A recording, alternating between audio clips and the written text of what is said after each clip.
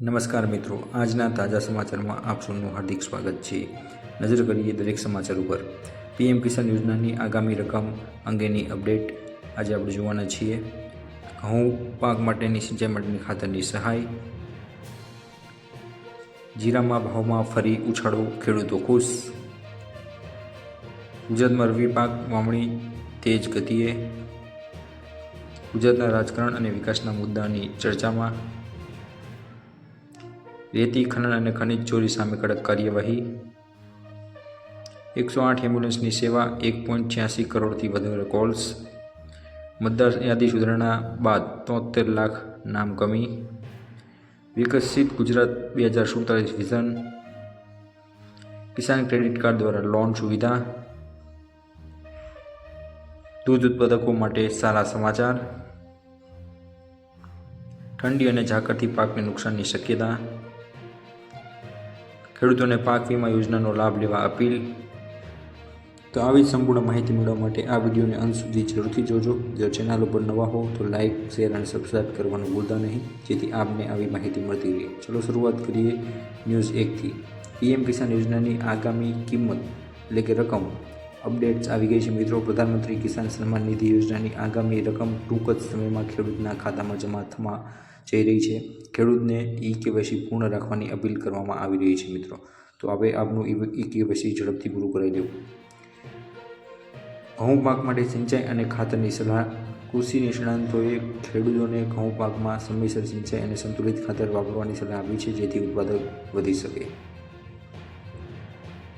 જીરામાં ભાવમાં ફરી ઉછાળો, ખેડૂતો ખુશ। માર્કેટ યાર્ડમાં જીરાના ભાવમાં વધારો જોવા મળી રહ્યો છે। સારી ગુણવત્તાવાળા જીરાને ઊંચા ભાવ મળતા ખેડૂતોને આર્થિક રાહત મળી છે। રાજ્યમાં ઘઉં, ચણા, જીરું અને રાયડાની વાવણી ઝડપથી ચાલી રહી છે। કૃષિ વિભાગ મુજબ હવામાન અનુકૂળ હોવાથી રવિ પાક માટે પરિસ્થિતિ સારી માનવામાં આવી રહી છે, તેથી વાવેતર પણ મબલક કરવામાં આવ્યું છે। ગુજરાતના રાજકારણ અને વિકાસના મુદ્દાની ચર્ચા હાલ ખૂબ જ તેજીમાં છે। આજના દિવસે ગુજરાતના રાજકારણ, મતદાર યાદી અને હવામાન અંગેના વિકસિત મુદ્દાઓ પર ન્યૂઝ ચેનલ ખૂબ જ ટ્રેન્ડિંગમાં ચાલી રહ્યા છે મિત્રો।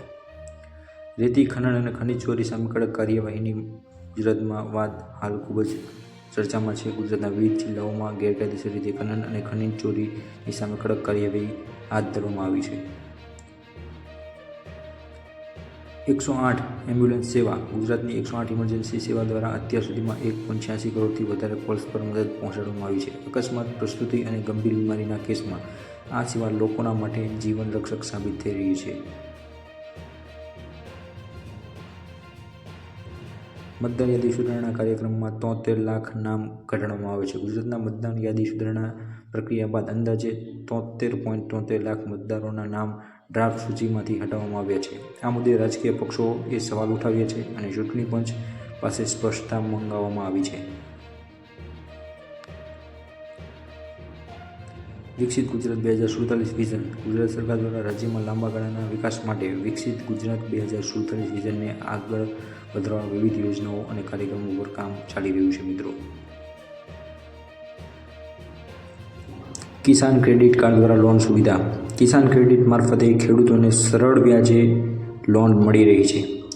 કૃષિના કામ માટે આ યોજના ખૂબ જ ઉપયોગી સાબિત થઈ રહી છે, કારણ કે કિસાનને હવે લોન લેવા માટે માત્ર કિસાન ક્રેડિટ કાર્ડ મારફતે લોન સરળતાથી મળી રહેશે। દૂધ ઉત્પાદકો માટે સારા સમાચાર। રાજ્યના દૂધ ઉત્પાદકો ખરીદી ભાવમાં સ્થિરતા રહેતા પશુપાલક ખેડૂતોને રાહત મળી છે। દૂધ સંઘો દ્વારા સમયસર ચૂકવણી કરવામાં આવી રહી છે, તેથી દૂધ ઉત્પાદકોને સરળતાથી પોતાના પૈસા ઝડપથી મળી રહ્યા છે। ઠંડી અને ઝાકળથી પાકને નુકસાનની શક્યતા। કેટલાક વિસ્તારોમાં વધતી ઠંડી અને ઝાકળના કારણે શાકભાજી અને રવિ પાકને નુકસાનની શક્યતાઓ વ્યક્ત કરવામાં આવી છે। કૃષિ વિભાગ સાવચેતીના પગલાં રૂપે આપને યોગ્ય પગલાં લેવા જણાવે છે। ખેડૂતોને પાક વીમા યોજનાનો લાભ માટે અપીલ। રાજ્ય સરકાર દ્વારા ખેડૂતોને પાક વીમા યોજનાની નોંધણી કરાવવા માટે અપીલ કરવામાં આવી છે, જેથી કુદરતી આફતથી નુકસાન થાય તો વળતર મળી શકે। અને તો આ હતા આજના સમાચાર। જો મિત્રો આપને આ વિડીયો ગમ્યો હોય તો વિડીયોને લાઇક કરો, શેર કરો અને જો ચેનલ ઉપર નવા હો તો ચેનલને સબસ્ક્રાઈબ કરવાનું ભૂલતા નહીં। અન્ય મિત્રોને પણ શેર કરો, જેથી તેઓને પણ આવી માહિતી મળતી રહે। Thank you for watching.